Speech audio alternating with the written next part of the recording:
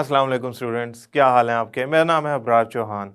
आज हम chapter number 7 का एक इम्पॉर्टेंट टॉपिक पढ़ने जा रहे हैं। इस टॉपिक का नाम है इंटरनल एनर्जी।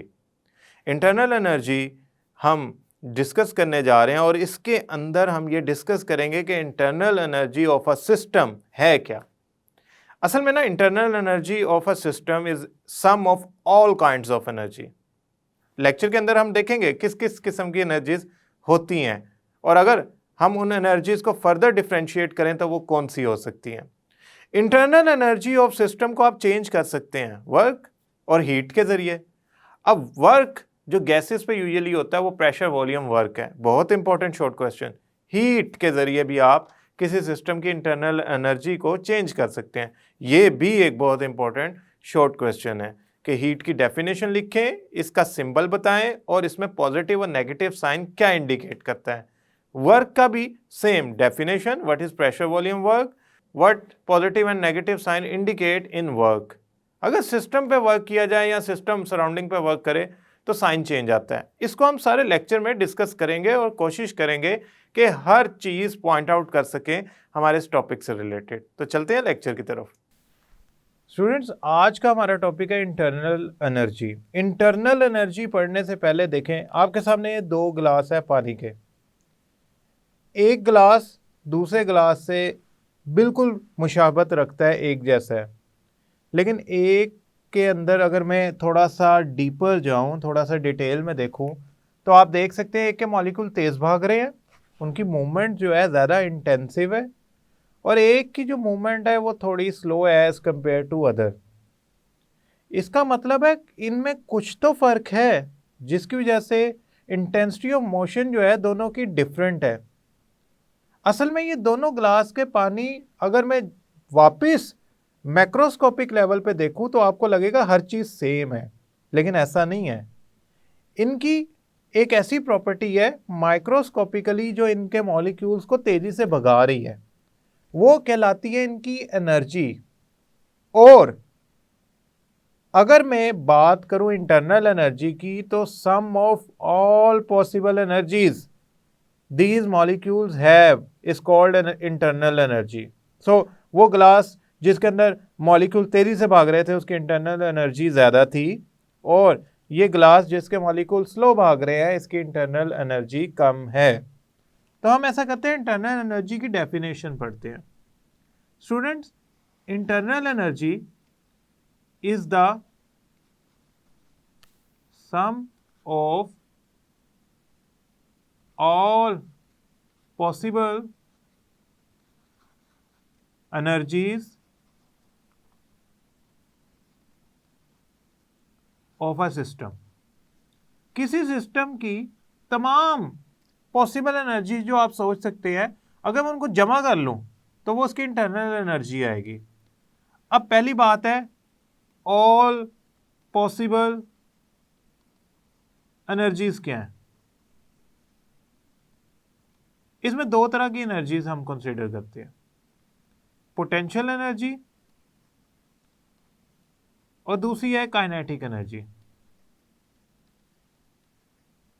देखें, अगर मैं बात करूं गैस मॉलिक्यूल की या any type of water molecule जो हाई टेम्परेचर पे है, लो टेम्परेचर पे है, मींस ऑन डिफरेंट टेम्परेचर अगर वाटर मॉलिक्यूल्स हैं, मैं उनकी बात करूं, या अगर मैं बात करूं गैस मॉलिक्यूल्स की, in that case we need to consider potential and kinetic energy both. Potential energy का हमारा यहाँ क्या मतलब है? पोटेंशियल एनर्जी से मुराद है हमारे उसमें मौजूद तमाम किस्म की forces of attraction in a molecule, जिसे आप बॉन्ड्स कहते हैं। तो बॉन्ड एनर्जीज जो है,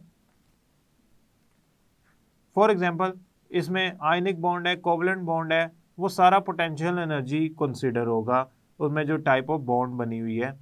और मॉलिक्यूल्स के दरमियान भी तो अट्रैक्शन होती है। मसलन अगर वाटर के मॉलिक्यूल की बात करूं तो ऑक्सीजन सिर्फ दो हाइड्रोजन से नहीं जुड़ा होता, बल्कि ये वाला मॉलिक्यूल अपने करीब मौजूद किसी और मॉलिक्यूल को भी अट्रैक्ट कर रहा होता है। अगर तो ऑपोजिट चार्जेस यानी कि hydrogen partial positive, oxygen partial negative के करीब आ जाए तो ये इनमें अट्रैक्शन डेवलप हो जाती है। ये जो मैं ब्लैक कलर से अब हाईलाइट किया है, ये वाली अट्रैक्शन जो partial negative oxygen, partial hydrogen, partial positive hydrogen के दरमियान डेवलप होती है, इसको कहते हैं इंटरमॉलिक्यूलर फोर्सेस, या आप उसे जनरली कह लें तो वैंडरवाल फोर्सेस। तो वैंडरवाल फोर्सेस की बात करूं, यानी कि मैं बात करूं इंटरमॉलिक्यूलर फोर्सेस की, या मैं बात करूं एक मॉलिक्यूल के अंदर मौजूद फोर्सेस की, यानी कि इंट्रामॉलिक्यूलर फोर्सेस की। फॉर एग्जांपल, ये जो आपका हाइड्रोजन और ऑक्सीजन का कोवलेंट बॉन्ड है, चाहे वो पोलर है या नॉन पोलर है, खैर वाटर में तो पोलर होता है, जो bonds with in a molecule है वो, और जो forces of attraction between the molecules है या forces of interaction between the molecules है वो, ये सारी मिला के पोटेंशियल एनर्जी बनती है। सो आप कह लो intermolecular forces plus intramolecular forces, या वैंडरवाल फोर्सेस प्लस बॉन्ड्स, या attractive forces present in the system that would account for the potential energy. Kinetic energy अच्छा 3 तरह की है। पहली है ट्रांसलेशनल। आप देखें ये आपके सामने एक मॉलिक्यूल भागता फिर रहा है, यानी कि उस बॉडी मॉलिक्यूल की एक जगह से दूसरी जगह जा रही है, this is called translational motion. और इससे रिलेटेड जो एनर्जी है that is called translational kinetic energy. दूसरी जो एनर्जी है हमारे पास वो है वाइब्रेशनल काइनेटिक एनर्जी।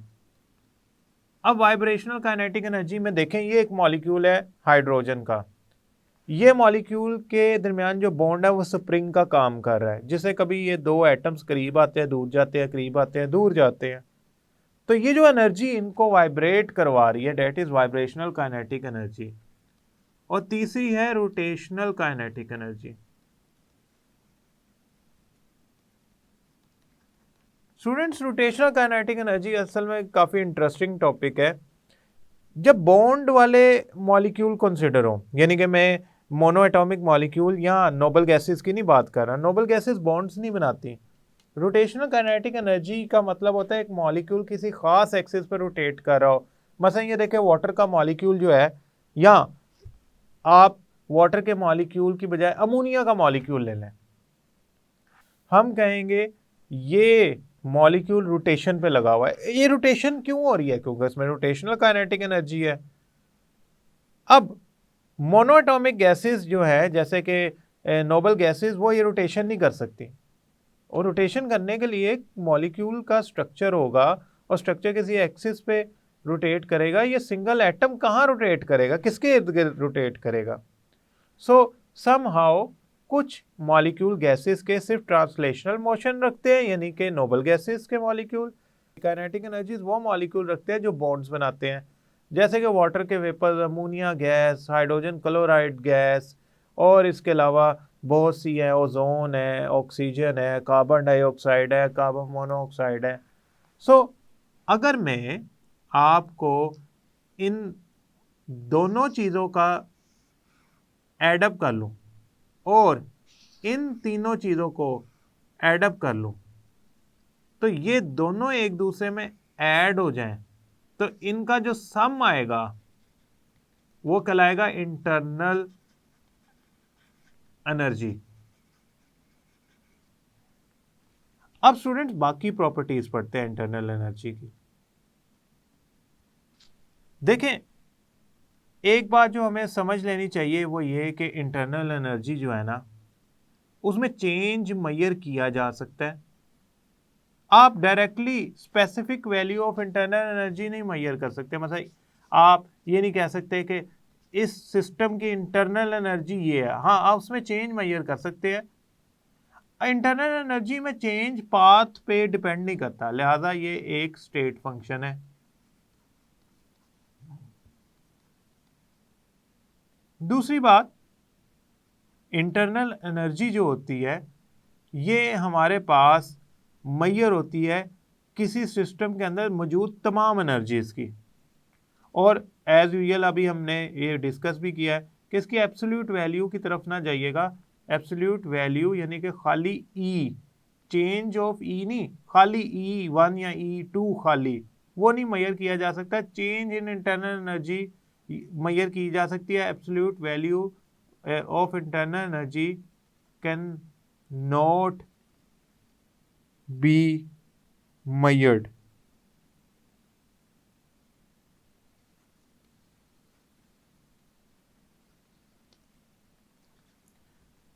अब हम चलते हैं दूसरी तरफ कि हम इंटरनल एनर्जी में चेंज कैसे ला सकते हैं। यहाँ पे हम लिख लेते हैं, how can we bring about a change इन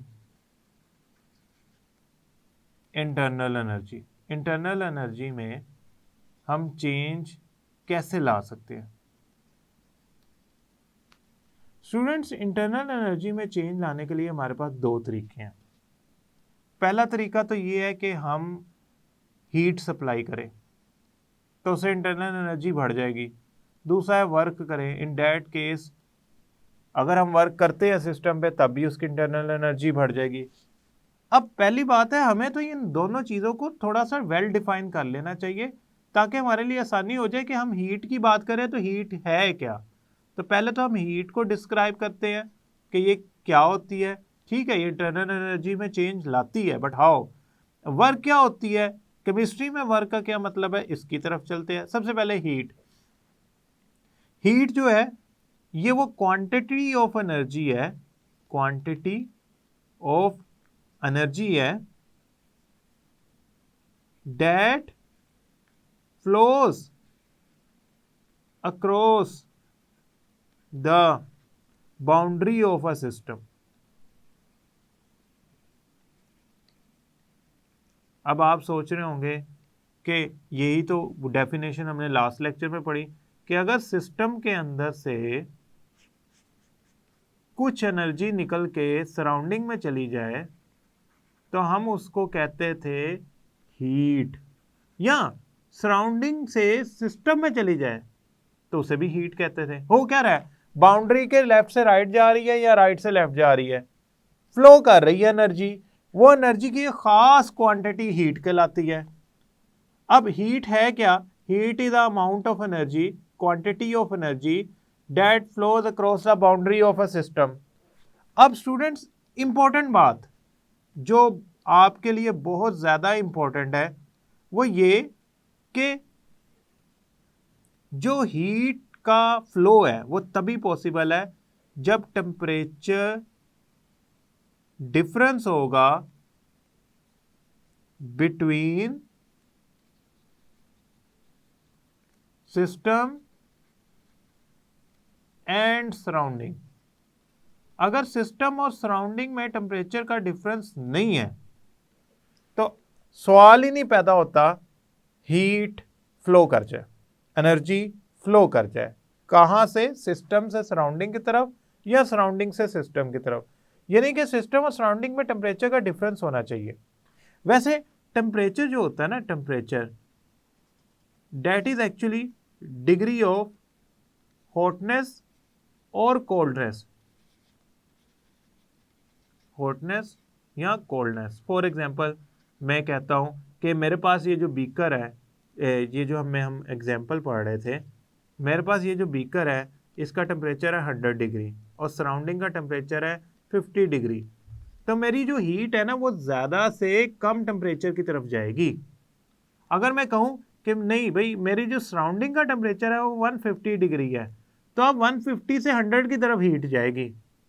तो टेम्परेचर डिफरेंस जब सिस्टम और सराउंडिंग में होगा तो आपकी हीट का फ्लो होगा, वरना नहीं होगा।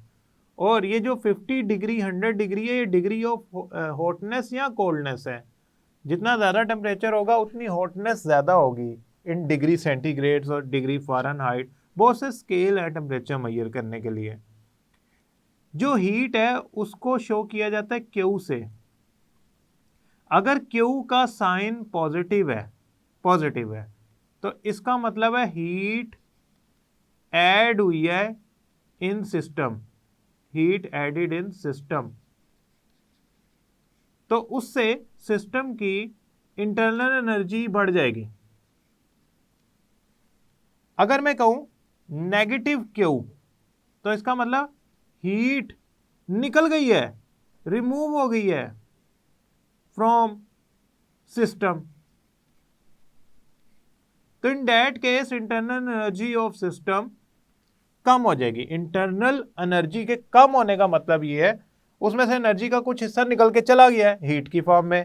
तो हम कहेंगे कि सिस्टम से सराउंडिंग की तरफ हीट चली जाए तो माइनस क्यू है, यानी कि माइनस का मतलब है निकल जाना क्यू हीट, पॉजिटिव क्यू का मतलब है ऐड हो जाना क्यू का हीट का किसके अंदर, सिस्टम के अंदर। तो उससे इंटरनल एनर्जी बढ़ गई है।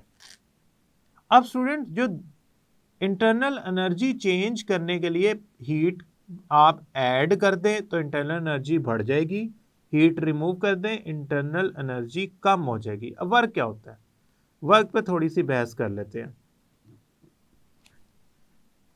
वर्क फिजिक्स में तो वर्क का मतलब है force multiply by distance is equal to work. But in chemistry work का मतलब होता है कि हमने कोई रिएक्शन कराया, उस रिएक्शन में गैस प्रोड्यूस हुई, उसने प्रेशर लगाया और प्रेशर की वजह से वॉल्यूम चेंज आया। तो हमारे नज़दीक प्रेशर वॉल्यूम का जो प्रोडक्ट होता है वो वर्क होता है, ना कि फोर्स और डिस्टेंस का जो वर्क होता है। तो हमारे नज़दीक केमिस्ट्री के अंदर जो केमिकल रिएक्शंस होते हैं अक्सर उनमें गैस प्रोड्यूस होती है और वो फोर्स प्रेशर लगाती है और प्रेशर से वॉल्यूम चेंज आता है। फॉर एग्जांपल ये आपके सामने एक फ्लास्क है, उसके अंदर मैंने मार्बल चिप्स यानी कि कैल्शियम कार्बोनेट डाला और उसके ऊपर मैंने डाइल्यूट एसिड भर दिया और इसको बंद करके उसके ऊपर डिलीवरी ट्यूब लगा दी और वो डिलीवरी ट्यूब जा रही है इन सिरिंज। अच्छा, रिएक्शन शुरू हुआ, बबल्स बनना शुरू हुए, लग रहा है मुझे सोल्यूशन में, और उसने गैस प्रोड्यूस की। गैस ने जाके सिरिंज पे प्रेशर लगाया, सिरिंज को धक्का दिया बाहर की तरफ, तो उससे वॉल्यूम चेंज आया। ये वॉल्यूम चेंज जो आपके सामने आ रहा है ये डेल्टा वी है और जो प्रेशर लग रहा है वो पी है। तो ये जो पी डॉट डेल्टा वी है ये वर्क किया सिस्टम ने ताकि वॉल्यूम इंक्रीज हो जाए। सो हमारे नज़दीक प्रेशर वॉल्यूम वर्क जो है वो ज़्यादा इंपॉर्टेंट है रादर देन के हम इसकी बात करें कि ये एक क्या नाम है फोर्स और डिस्प्लेसमेंट का प्रोडक्ट है। So in pressure volume work force becomes pressure, यानी कि फोर्स को प्रेशर कंसीडर किया जाता है and distance becomes volume change. Distance volume change बन जाए और प्रेशर आपका फोर्स बन जाए तो आप कहेंगे कि हमारे पास जो वर्क हुआ है इसकी वजह से वो कहलाता है प्रेशर वॉल्यूम वर्क। और उसका फार्मूला क्या है, work is equal to P dot delta V. So a product of pressure and change in volume is equal to work. Work एक स्टेट फंक्शन नहीं है, it is not a state function, it is not a state function. हम discuss कर चुके हैं already state function क्यों नहीं है। स्टूडेंट्स अगर तो सिस्टम पे वर्क किया जाए, अगर तो if we do work on system,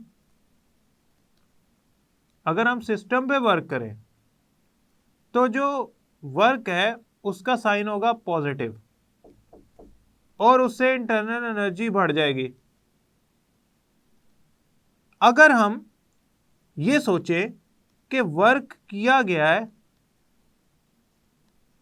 system जो है उसने वर्क किया है किधर, सराउंडिंग पे, work done by system on surrounding, जैसे कि वो सिरिंज को एक्सपेंड किया था, तो वर्क का साइन आएगा नेगेटिव।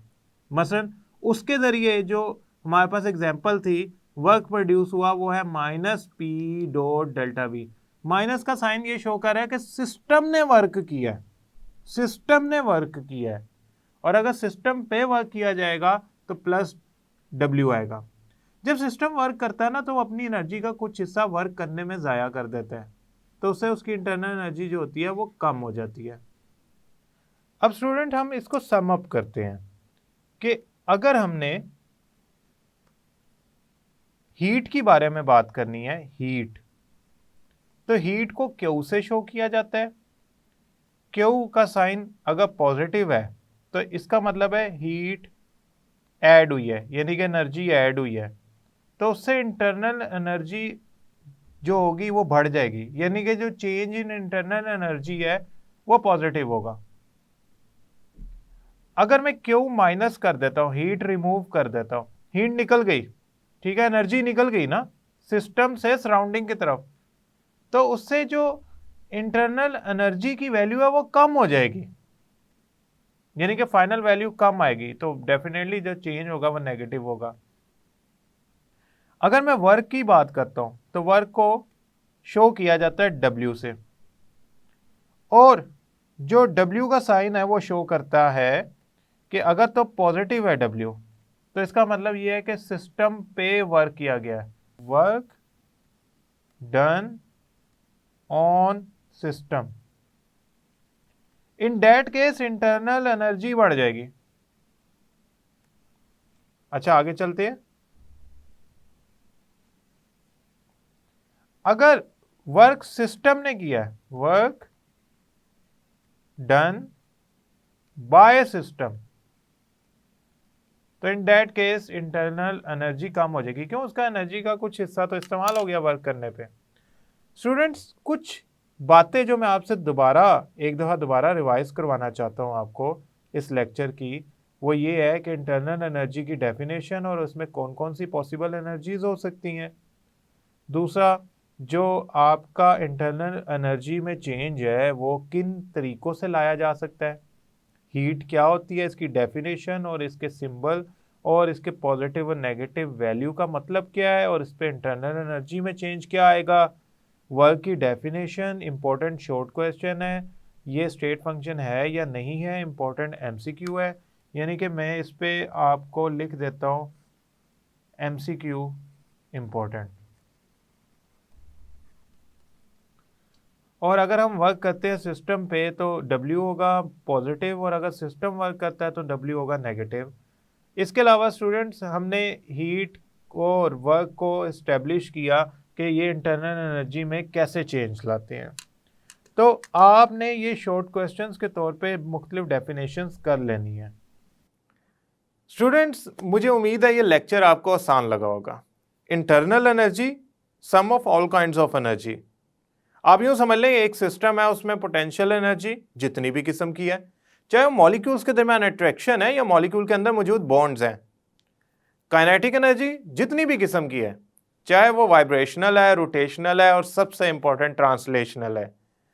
ये सारी एनर्जीज को अगर मैं ऐड अप कर लूं तो वो इंटरनल एनर्जी बन जाता है। इंटरनल एनर्जी एक स्टेट फंक्शन है। इंटरनल एनर्जी की एब्सोल्यूट वैल्यू हम फाइंड नहीं कर सकते, लेकिन चेंज तो फाइंड कर सकते हैं। इंटरनल एनर्जी में चेंज ला भी सकते हैं। कैसे? एनर्जी से, हीट से, यानी कि हम क्या करें, एनर्जी प्रोवाइड करें इन टर्म्स ऑफ हीट, और वर्क करें। वर्क सिस्टम पे भी किया जा सकता है, सिस्टम भी वर्क कर सकता है, लेकिन प्रेशर वॉल्यूम वर्क ज़्यादा बेहतर है कहना और उसको डिस्कस करना, क्योंकि जब रिएक्शन होता है तो समटाइम गैस प्रोड्यूस होती है and it actually exert pressure and changes the volume of your apparatus और syringe जिसमें भी वो गैस कलेक्ट हो रही है। तो system in that case work कर रहा होता है, वॉल्यूम ऑफ गैस जो होती है वो फिल हो रही होती है, उस सूरत में वो वर्क कर रहा होता है, वॉल्यूम चेंज आ रहा होता है। याद रखिएगा, वर्क का भी साइन जो होता है पॉजिटिव नेगेटिव वो उतना ही अहम है जितना हीट का साइन पॉजिटिव और नेगेटिव है। सिस्टम और सराउंडिंग में एनर्जी का जो फ्लो है बाउंड्री के अक्रॉस, वो हीट कहलाता है। यानी कि heat is actually amount of energy that flows across the boundary from system to surrounding और सराउंडिंग टू सिस्टम। समहाउ एक बात आप याद रखिएगा, यूनिट इनके जाउल ही हैं, क्योंकि दोनों वर्क और हीट दोनों एनर्जी की फॉर्म्स हैं, तो यूनिट भी इन दोनों के जाउल होंगे। ज़्यादा बड़ी वैल्यू होगी तो किलो जाउल में हम कर लेंगे। इस बात को मद्देनज़र रखते हुए हमने एक बात समझ लेनी है कि हम अगर किसी सिस्टम पर वर्क करते हैं तो हम उसकी एनर्जी बढ़ा रहे होते हैं या हीट देके उसे, तो इसका मतलब ये है इंटरनल एनर्जी कि आप चेंज तो मेजर कर सकते हैं बाय एप्लीकेशन ऑफ वर्क और हीट, लेकिन आप उसकी एब्सोल्यूट वैल्यू नहीं फाइंड कर सकते। समहाउ ये सारी बातें हम डिस्कस कर चुके हैं लेक्चर के अंदर। मुझे उम्मीद है ये लेक्चर समझ आया होगा। नेक्स्ट लेक्चर तक के लिए अल्लाह हाफिज़।